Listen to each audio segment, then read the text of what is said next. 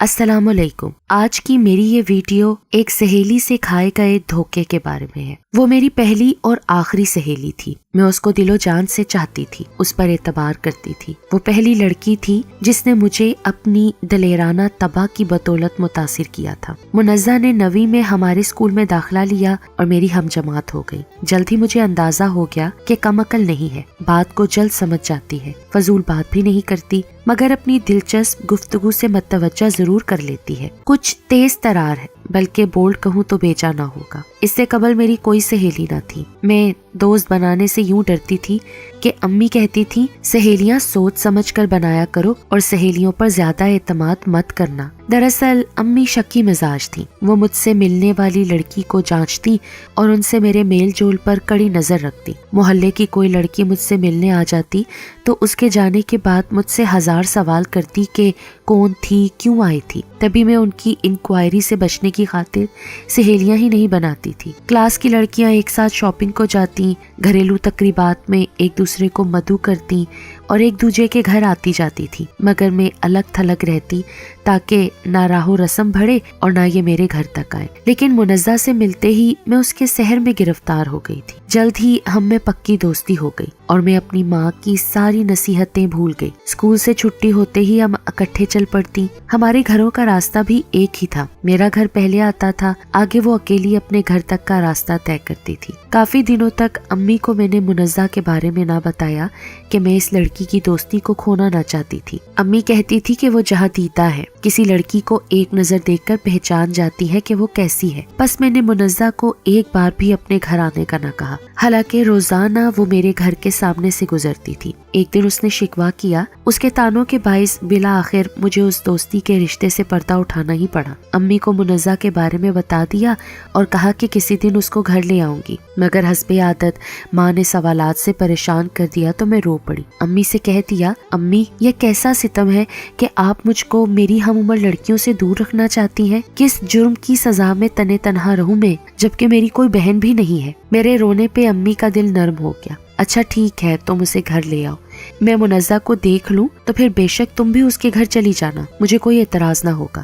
بس ذرا محتاط رہنا، آج کل کی سہیلیوں کا کچھ بھروسہ نہیں، غلط قسم کی لڑکی سے دوستی ہو جائے تو زندگی برباد ہو سکتی ہے۔ ماں نے پھر وہی بات دہرائی جس سے میں چڑتی تھی۔ میں نے سر پکڑ لیا۔ تبھی امی نے مجھ کو پیار کیا، منایا، اور اس دن کے بعد انہوں نے مجھے پھر کبھی اس بارے میں کچھ نہ کہا۔ یوں میری اور منزہ کی سنگت بے خوف و خطر ایک خاص نہج پر چل نکلی۔ پھر تو وہ میری زندگی کا لازمی حصہ بن گئی، میری خوشیوں کی ساتھی۔ اب میں اسے اپنے دل کی ہر بات بتا دیتی تھی، یوں لگتا کہ اسی کی خاطر اسکول جاتی ہوں۔ تبھی جب میری کبھی طبیعت خراب بھی ہو جاتی نا، تب بھی چھٹی کرنے کو دل نہیں کرتا تھا۔ جس روز وہ اسکول نہ آتی میرا دن بہت برا گزرتا، اور جس روز کسی وجہ سے مجھ کو چھٹی کرنا پڑتی وہ گھبرا کر چھٹی کے بعد میرے گھر چلی آتی۔ منزہ ایک غریب گھرانے سے تعلق رکھتی تھی، جبکہ میرا تعلق اچھے خاصے کھاتے پیتے گھرانے سے تھا۔ ہم ایک چھوٹے سے شہر میں رہتے تھے۔ میرے والد صاحب کی اس شہر میں بہت عزت تھی۔ وہ ایک شریف آدمی تھے، کسی سے تلخ بات نہ کرتے، کبھی کسی سے جھگڑتے نہ تھے۔ ہم کو خوش اور آسودہ حال دیکھنے کے لیے دن رات محنت میں مگن رہتے، تبھی ہمارا گھر سکون کا گہوارہ تھا۔ لیکن اس پرسکون گھر پر بجلی گرائی بھی تو کس نے؟ وہی جو میری پہلی اور آخری سہیلی بنی تھی اور جس کا نام منزہ تھا۔ ہم نے میٹرک کے بعد اکٹھے کالج میں داخلہ لے لیا۔ ایک دن میں کالج جانے کے لیے نکلی تو دروازے پر منزہ مل گئی۔ وہ روز ہی میرے گھر کے دروازے پر دستک دیتی تھی اور میں اس کے ساتھ کالج چلی جاتی تھی۔ اس روز اس کو آنے میں ذرا دیر ہوئی تو میں کالج جانے کو نکل پڑی، تبھی مت بھیڑ ہو گئی۔ وہ بولی، آج اکیلی ہی چلتی؟ میں سمجھی تم آج نہیں جا رہی، آنے میں اتنی دیر جو کرتی، پر تم انتظار تو کرتی نا، اپنی طرف سے ہی تم نے سمجھ لیا۔ اس نے شکوہ کیا۔ خیر ہم حسب معمول باتیں کرتی کالج پہنچ گئیں۔ تیسرا پیریڈ فری تھا، سوچا کینٹین جا کر کچھ لیتے ہیں۔ ہم نے چائے لی اور جب میں نے بل ادا کرنے کو بیگ کھولا تو اس میں ایک لفافہ رکھا دیکھا، نکالا تو کچھ بھاری لگا۔ میں نے اسے بیگ میں واپس ڈال دیا کہ بعد میں دیکھوں گی۔ بل ادا کر کے ہم کلاس میں آ گئے۔ جب پیریڈ ختم ہوا تو میں جلدی سے باہر نکلی اور گراؤنڈ کے کونے میں بیٹھ گئی۔ بیگ سے لفافہ نکال کر کھولا تو ایک خط اور ایک لڑکے کی تصویر نکلی۔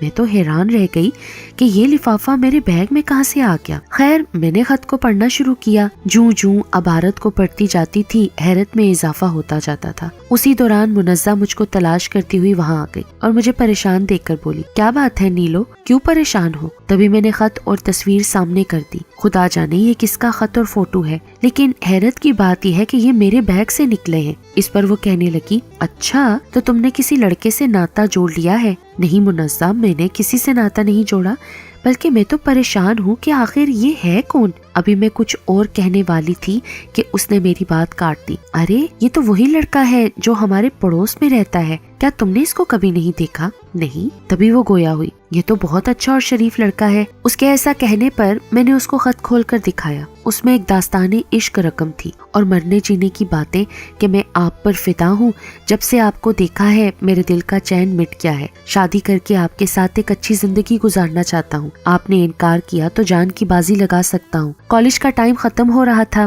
ہم ساتھ نکلے۔ جب میرا گھر آیا تو دروازے پر رک کر منزہ نے مجھے خدا حافظ کیا، ادھر ادھر دیکھا جیسے کسی کو ڈھونڈ رہی ہو، پھر وہ آگے چلی گئی۔ یکا یک میرے ذہن میں خیال آیا، کہیں یہ خط منزہ نہیں تو نہیں میرے بیگ میں رکھا، کلاس میں وہی میرے ساتھ ہوتی ہے۔ اگلے لمحے میں نے اس خیال کو جھٹک دیا۔ اپنی اتنی اچھی سہیلی پر ایسی بدگمانی سے خود مجھ کو تکلیف محسوس ہونے لگی تھی۔ گھر آ کر بہت بے دلی سے میں نے کھانا کھایا۔ میرا موڈ اچھا نہ تھا کہ کمرے میں امی نے آ کر کہا، نیلوفر آج شام کچھ مہمان آ رہے ہیں، چائے کے ساتھ کچھ کباب بھی تیار کر لینا۔ میں نے اسی وقت کچن جا کر کباب تیار کر کے رکھ دیے۔ جب مہمان آ گئے امی نے کہا کہ چائے لے کر آؤ۔ جب میں ٹرے لے کر گئی وہاں 3 خواتین تھیں جو مجھے غور سے دیکھ رہی تھی۔ امی نے مجھے نہ بتایا کہ یہ کیوں آئی ہیں۔ دن گزرتے رہے، میں اور منزہ حسب معمول روزانہ اکٹھے کالج جاتے آتے رہے۔ ایک دن اس نے مجھے بتایا، وہ دیکھو وہاں جو لڑکا کھڑا ہوا ہے نا، یہ وہی ہے جس نے تم کو خط لکھا، اور وہ تصویر بھی اسی کی تھی۔ میں نے غور سے دیکھا، واقعی وہ لڑکا تو تصویر والا ہی تھا، وہ اپنی تصویر جیسا ہی خوبصورت تھا۔ ہمارے کالج کے گیٹ سے تھوڑے فاصلے پر کھڑا تھا اور اس کی توجہ ہماری طرف تھی۔ اس کے بعد وہ روز آنے لگا۔ وہ ہم سے کوئی بات نہ کرتا، بس دور سے کھڑا دیکھتا رہتا۔ امتحان ختم ہوئے تو ہمارا کالج جانا ختم ہو گیا۔ میں سارا وقت گھر میں رہتی، کبھی کبھی منزہ آ جاتی، تب بھی وہ مجھے کچھ نہ کچھ اس لڑکے کے بارے میں بتاتی رہتی، زیادہ تر اس کی تعریف کرتی تھی۔ ایک دن اس نے کہا کہ اے بے خبر، یہ لڑکا یوں ہی نہیں آتا، اس کے گھر سے عورتیں تمہارا رشتہ لینے آ چکی ہیں۔ اس نے تصویر بھی اسی وجہ سے تم تک پہنچائی ہے تاکہ تم بھی اس کو ایک نظر دیکھ کر پسند کر لو۔ اس نے اپنی ماں اور بہنوں کو تمہارے گھر خود بھیجا تھا اور وہ تم کو پسند بھی کر چکی ہے۔ اب انہوں نے بات ڈال دی ہے، اب تمہاری امی کے جواب کا انتظار ہے۔ تمہاری امی نے کہا ہے کہ سوچ کر کچھ دنوں بعد جواب دیں گی۔ اس لڑکے کا نام شیروان ہے، یہ بھی منزہ نے بتایا۔ اس کے بعد تو وہ اس لڑکے کے بارے میں معلومات کا ذریعہ بن گئی۔ اس بار جب وہ خواتین آئیں، انہوں نے مجھ سے باتیں کی تو وہ مجھے اچھی لگی۔ میں جان چکی تھی کہ وہ شیروان کے گھر سے آئی ہیں۔ میں تھوڑی دیر بعد وہاں سے اٹھ گئی۔ مجھے معلوم نہ تھا کہ امی کی ان کے ساتھ کیا باتیں ہوئیں۔ بہرحال ان خواتین کے بار بار ہمارے گھر آنے جانے سے میرے دل میں شیروان کے لیے ایک جگہ بن گئی۔ اب میں از خود اس کے بارے میں سوچ بچار کرنے لگی۔ منزہ نے ان سوچوں میں زیادہ آگ لگائی، میرے دل میں شوق پیدا کیا۔ اس کی باتوں نے ہی میرے اندر سوئے ہوئے جذبوں کو جگایا، گویا جلتی پر تیل کا کام کیا۔ وہ جب بھی آتی کہتی، نیلوفر شیروان تم پر مرتا ہے، دیکھو اس کا دل نہیں توڑنا، کسی کا دل توڑنے سے رب روٹھ جاتا ہے۔ اب وہ اصرار کرنے لگی کہ تم شیروان کو خط لکھو، اس خط کا جواب ہی لکھ دو جو اس نے تم کو لکھا تھا۔ میری سمجھ میں نہیں آتا تھا کہ کیا کروں۔ ان دنوں سیل فون تو تھے نہیں، خط میں لکھنا نہیں چاہتی تھی۔ منزہ مجھے آمادہ کرتی رہی، اس کو خط لکھو، اور میں نے بلا آخر خط لکھ کر دے دیا۔ اب وہ میرا خط اس تک اور اس کا مجھ تک پہنچانے لگی۔ 2-4 بار خط لکھنے کے بعد میں نے مزید خط لکھنے سے انکار کر دیا۔ وہ بولی، تمہاری امی نے تو ہاں کر دی ہے، اب تمہیں کس چیز کا ڈر ہے؟ غرض وہ اس کی باتیں مجھ تک اور میری باتیں اس تک پہنچانے لگی۔ اس کے بعد بھی شیروان کی والدہ اور بہنیں کئی بار آئیں، یہاں تک کہ گھر میں شادی کے تذکرے ہونے لگے اور مجھے علم ہو گیا کہ شیروان سے میری بات پکی ہو گئی ہے۔ اب کشتی کنارے لگنے والی تھی اور میں شیروان کی ہونے والی تھی۔ تبھی میرے دل میں بغیر ملے ہی خود بخود اس کے لیے محبت کے جذبات پیدا ہو گئے اور میں اس کے خیالوں میں رہنے لگی۔ کیا خبر تھی کہ جس نے باغبان بن کر میرے دل میں محبت کا چمن کھلایا ہے، وہی آگے بڑھ کر اس باغ کو آگ لگا دے گی اور ہماری جنت لوٹ لے گی۔ میں تو شیروان سے کبھی نہ ملی تھی، مجھ کو گھر سے قدم باہر رکھنے کی اجازت ہی کب تھی، مگر منزہ تو روز اس سے ملتی تھی۔ شیروان اس کے پڑوس میں رہتا تھا، پہلے وہ میرے بہانے سے ملتی تھی، پھر اپنے بہانے سے ملنے لگی۔ جانے کب ان کے درمیان ایسا رشتہ بن گیا کہ انہوں نے مجھے حرف غلط کی طرح مٹا دیا اور مجھ کو رستے سے ہٹا کر یہ دونوں ایک ہو گئے۔ امی ادھر میری شادی کی تیاریوں میں لگی تھی، ادھر شیروان کی امی اس کی اور میری شادی کی تیاری کر رہی تھی۔ کسی کو خبر نہ تھی کہ درمیان میں کیا ہو چکا ہے۔ جس نے خود اپنے گھر والوں کو میرے گھر رشتے کے لیے بھیجا، اس لڑکے نے اب خود ہی انکار کر دیا۔ شیروان کی والدہ اور بہن اتنی شرمندہ ہوئی کہ ہمارے گھر یہ بتانے بھی نہ آئیں کہ ان کے لڑکے نے تمہاری لڑکی سے شادی سے انکار کر دیا ہے۔ ایک دن جب میں اپنے دوپٹے پر گوٹا ٹانک رہی تھی، میری دوست ہنستی مسکراتی آئی اور پوچھا، کیوں دوپٹے پر گوٹا ٹانک رہی ہو؟ کب شادی ہو رہی ہے تمہاری؟ میں سمجھی کہ وہ مجھے مبارکباد دینے آئی تھی۔ مجھ کو کیا خبر کہ وہ میرے ارمانوں پر بجلیاں گرانے آ گئی۔ جتنی دیر بیٹھی رہی ادھر ادھر کی باتیں کرتی رہی، لیکن اس نے مجھے شیروان کے نام سے نہیں چھیڑا، جبکہ میں منتظر تھی کہ وہ یا تو اس کا ذکر کرے گی یا اس کا کوئی پیغام مجھے دے گی، لیکن اس نے تو شیروان کا نام تک نہ لیا۔ میں نے بہانے سے اس کو وہ جوڑے دکھائے جو امی نے میرے جہیز کے لیے خریدے تھے۔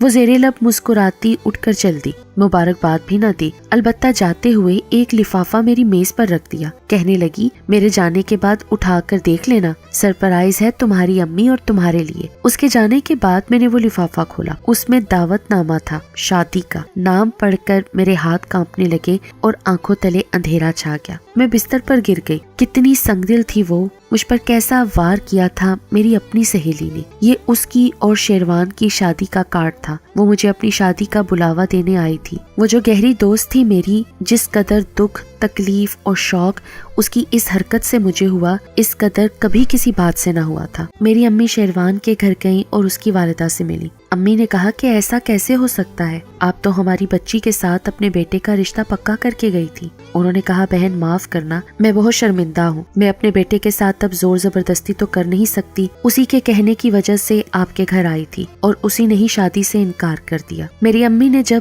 گھر آ کر مجھے یہ سب باتیں بتائیں تو میں بہت ہی زیادہ دل برداشتہ ہو گئی۔ آج ماں کی باتیں اور نصیحتیں یاد آئیں۔ کتنا سچ کہتی تھیں کہ سوچ سمجھ کر سہیلی بناؤ اور کبھی کسی سہیلی پر اعتماد اور بھروسہ نہ کرو۔ برسوں گزر گئے اس بات کو، اب بھی سوچتی ہوں کہ ایک منزہ ہی ایسی سہیلی تھی یا واقعی سہیلیاں ایسی ہی ہوتی ہیں۔ مجھے یہ بات آج تک سمجھ نہیں آئی، لیکن اس کے بعد پھر کبھی میں نے کسی کو اپنا دوست نہ بنایا۔ بس وہی دھوکے باز میری پہلی اور آخری سہیلی تھی۔